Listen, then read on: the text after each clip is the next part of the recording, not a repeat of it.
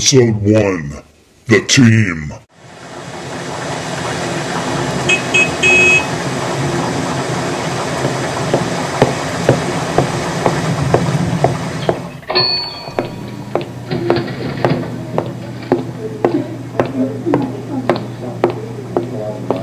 Hi. I'll just have coffee, please, black. That will be $11.25.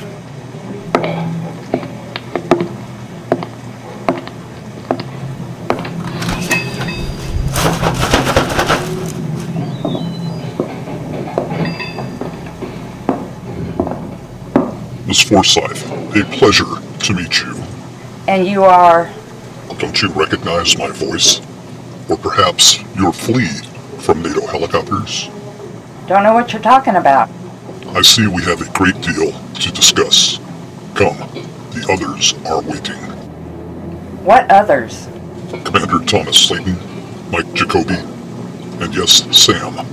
But you didn't see much of him now, did you? Tell me, were you afraid in that dream? What is this, exactly? It will all be explained in time. Come, we mustn't wait here any longer. It isn't a safe place to talk.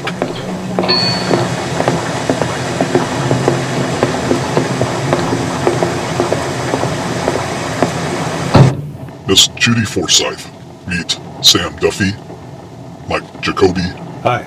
Thomas Slayton, and of course, myself, Mr. Starwater. Oh my God! You were all in a dream I had. You were a part of our dream too. The explanation lies ahead. Kudor, drive us to the facility. Welcome to the facility. Leave your electronics in the vehicle. They will be safe. Kudor shall see to it.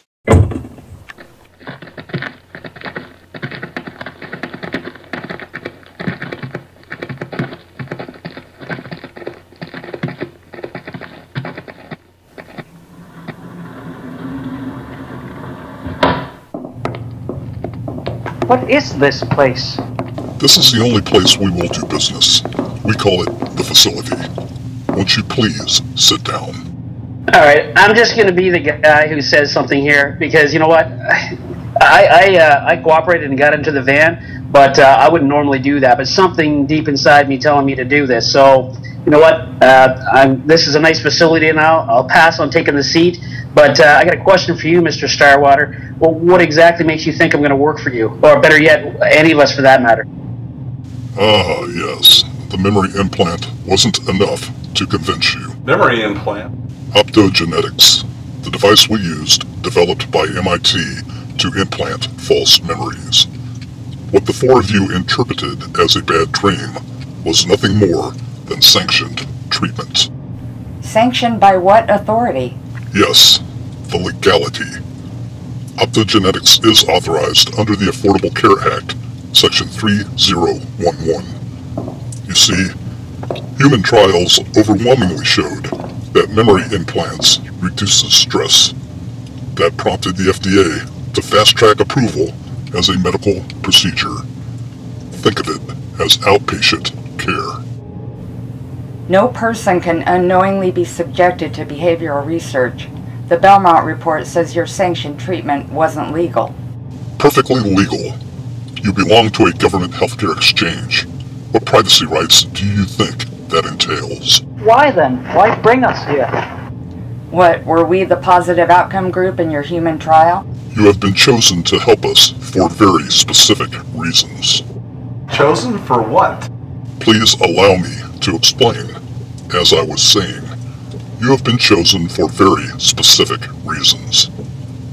To begin with, your geography suits our needs. All of you live in Western Maryland. Beyond that, you share a common ideology. Each of you prepare for survival. You believe in individual liberty and freedom and in the founding documents.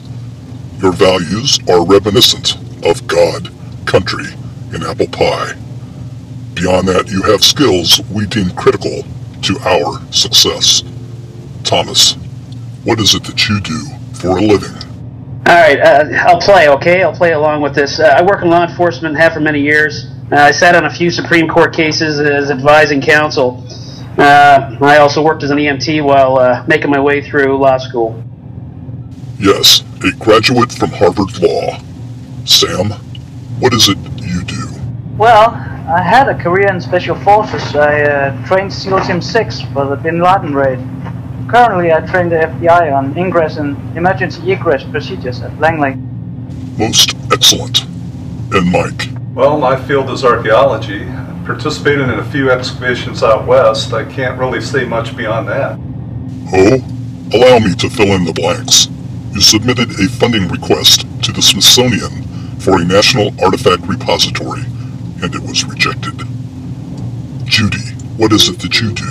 I've been a nurse at Walter Reed for the past 16 years. Before that, I worked as an assistant to my father. You may recognize his name, Greg Forsythe, the once very famous mentalist. With a degree in human psychology, all of your skill sets are of great value to the team. As for myself, I belong to a secretive group you will only come to know as the Antiquarians. We are part of the New World Order, historians to be exact. We have access to all agencies of government and utilize the latest technology. By chance, we discovered an enormous travesty having grave consequence to human history. You see, we agreed to work for the New World Order to collect artifacts and documents for safekeeping. This was, as we believed, the only way to protect history as power shifts from sovereign nations to a one-world government. However, we discovered the New World Order is planning to destroy what we collect. Now imagine the destruction of every original artifact and document having political and religious meaning in order to create a new system. We cannot and must not allow that to happen. So through meticulous research and personality studies, we have selected the four of you to help us save history. I don't get it. If you have this memory implant machine, why don't you change the minds of world leaders to stop it from happening in the first place? Right? The UN would be a perfect place to start. We did think of that, yet it would be impossible. Logistics, security, and accessibility to leaders and to their staffs, not to mention equipment technical requirements, or the thousands of minds needing memory implants and monitoring. No, a small group of skilled outsiders is the only way.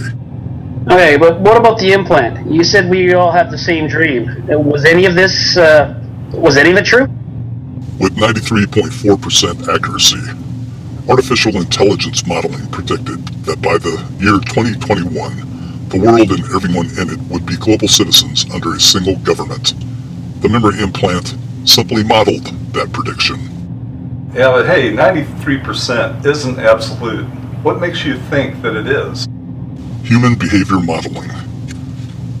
In 1961, during the Kennedy administration, 3% of the population favored the idea of a one-world government. Since then, that number has slowly but steadily risen.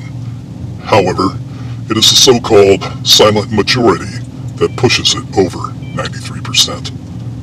They represent citizens that have lost faith in America, stripped of national pride. These people could care less who governs them. So long as Justin Bieber is breaking news, American Idol is making stars, and the Jonas Brothers are touring somewhere. The modern tyrant knows if they can keep the population entertained, doped up, fed, and clothed, individual freedoms easily become fodder for collectivism. Okay, but that still doesn't make 93% absolute. Computer modeling can never deliver 100% predictions due to numerous variations involved. But we do know the tipping point is 93%, and that number is fast approaching. Computers predicting the future. Well, I'm not buying it. Did your computer predict Cambodia and his stand-up where Americans united against the BLM in Nevada? We are gaining ground because we are not sitting still. Besides, look at the progress we made on gun rights. Such nobility. These small victories won't win the war. Think of it this way.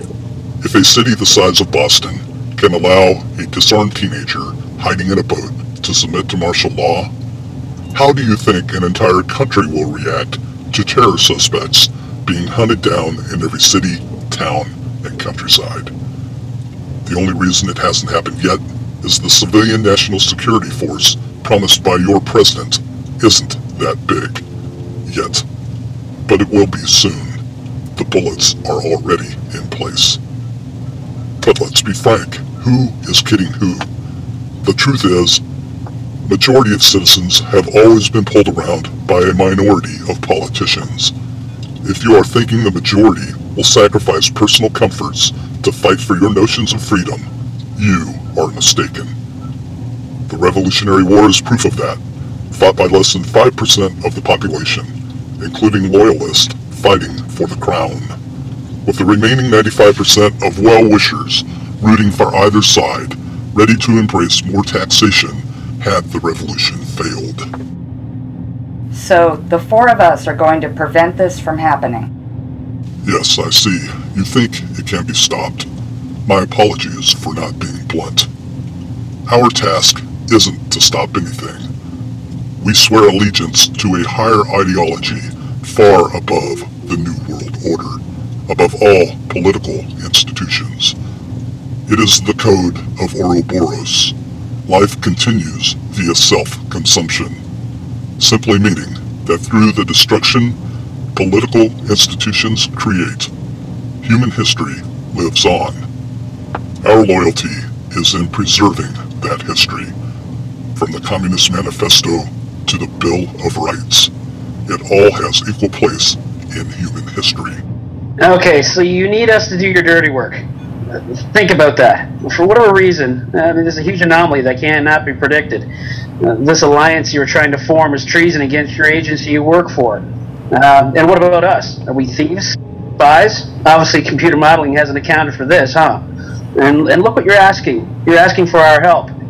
So, is this evidence that people on the inside will oppose the New World Order at all costs, just as you are? Very few will, yes.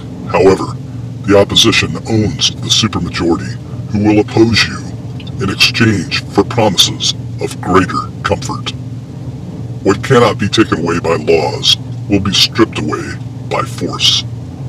If it helps, I can offer you some level of satisfaction by telling you the New World Order will not last forever, like all political leviathans. It too will collapse. But if you have access to all this technology, why then aren't you doing anything to at least try and stop it? You mean slow it down? We have for some time. ClimateGate, Snowden, Assange, they are each our doing, and more. We recognized the need to buy ourselves more time, yet these diversions have limited lifespans. If we agree to help you, and that will be our decision to make, what do we get in return? Enormous satisfaction to save history. Think of what that would mean to your children, and to every other family struggling to hold on to the values you hold dear. Satisfaction is the feeling I get when I don't burn dinner, Mr. Starwater. I want you to tell us how to survive what is coming, not what some government-sanctioned website tells us to do. We want the same information you and everybody up to the President himself has. Yes, exactly what she said. No less. Yeah, I'm totally with everybody else, absolutely. I cannot guarantee anything.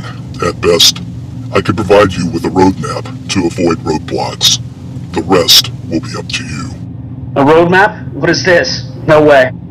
It will allow you to survive longer. You'll have access to safe houses, food storage, bunkers, and the best information to help you avoid danger areas. You have my word. You have 1 day to decide. Return to the coffee shop at 7 a.m. if you agree to help us. If not, we will ensure your memories of this meeting have been removed in due course. Until then, Tell no one what was spoken here. We can read memories just as good as we can implant them. And how do we know this isn't a false memory? You don't. It appears you will need to trust me. But know this. It will take far more than false memories to carry out plans requiring deliberate action. Kudor is standing outside the door. He will drive you back.